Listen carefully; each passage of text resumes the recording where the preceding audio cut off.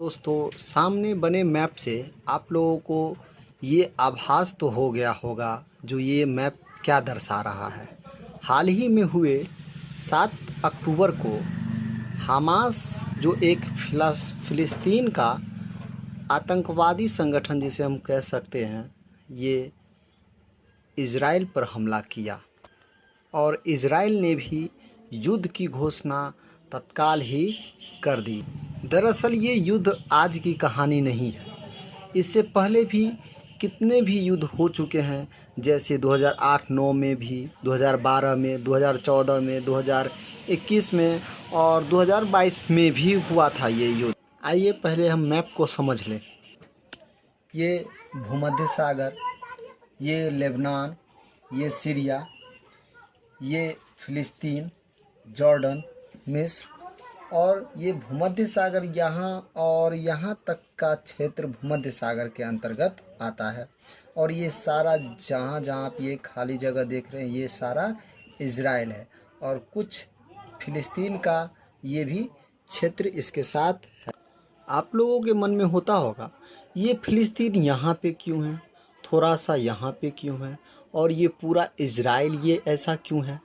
दरअसल बात ये है, ये पूरा का पूरा ही फ़िलिस्तीन था और ये इज़राइल बस थोड़ी सी थी। लेकिन जब ये इज़राइल में यहूदी लोग ज़्यादा रहते हैं और फ़िलिस्तीन में अरब बहुसंख्यक है।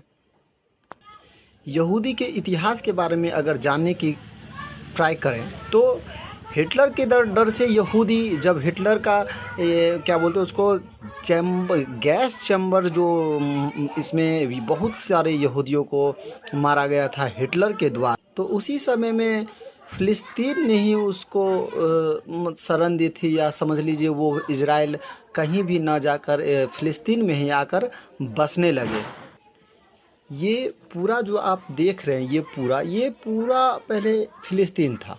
जब इज़राइल आए, यानी कि पहले इसका नाम तो इज़राइल था नहीं, पहले ये यहूदी थे। जब हिटलर के डर से यहाँ पे आए, याद होगा आपको द्वितीय विश्व युद्ध जब हुआ तो इस पे ब्रिटेन का अधिकार हुआ, तुर्की हार गए थे तो ब्रिटेन ने ही इनको यहाँ पे भेजा था। और जब ये इस इज़राइल और फ़िलिस्तीन में जब युद्ध होने लगा तो 1948 में इसको संयुक्त राष्ट्र में ये मामला गया और इज़राइल को एक देश की मान्यता दी गई और फ़िलिस्तीन को भी, फ़िलिस्तीन तो पहले से ही देश था ही। धीरे धीरे यहूदियों की संख्या बढ़ती गई और पूरा ये देख सकते हैं आप, ये पूरा ये पूरा इज़राइल का है और ये थोड़ा सा क्षेत्र मात्र फ़िलिस्तीन का है, ये थोड़ा सा क्षेत्र फ़िलिस्तीन का है। फ़िलिस्तीन का ये शहर जिसमें हमास संगठन जो यहाँ पे रहता है, ये सामरिक दृष्टि से बहुत महत्वपूर्ण है, क्योंकि यहाँ पे इसको हम ये बोल सकते हैं जो ये महाद्वीप में ये 3 ऐसे महाद्वीप यहाँ पे आकर मिलते हैं, जिससे ये इसमें भूमध्य सागर यहाँ तक का क्षेत्र है, फिर ये मिस्र का है, यानी कि यूरोप, एशिया और अफ्रीका के दृष्टिकोण से ये बहुत ही महत्वपूर्ण क्षेत्र है ये वाली। इसलिए इसको 3 देशों का, 3 महाद्वीपों का जंक्शन कहा जाता है। इसके 3 महाद्वीपों का जंक्शन कहा जाता है दोस्तों। ये जो क्षेत्र है ये, इसमें 5 प्रशासनिक क्षेत्र है। 5 प्रशासनिक क्षेत्र में ऊपर में आता है उत्तरी गाजा, फिर गाजा सिटी, देर अल बलाह, खान यूनिस रहती है जिसका नाम है हमास, जिसे इज़राइल द्वारा आतंकवादी संगठन माना जाता है। गाज़ा पट्टी एक ऐसा जगह है जहाँ पर ये तीनों एशिया और जिसे हम जंक्शन बोल रहे थे वो उसके लिए बहुत ही महत्वपूर्ण है। तो इसको लेके हमेशा दोनों में, इज़राइल और फ़िलिस्तीन में झड़प होते रहता है। हाल में 7 अक्टूबर में ये घटना घटी कि 5000 रॉकेटों के साथ फ़िलिस्तीन का हमास संगठन जो है वो इज़राइल पे रॉकेट दागे। फिर क्या था, फिर इज़राइल ने भी युद्ध की घोषणा कर दी।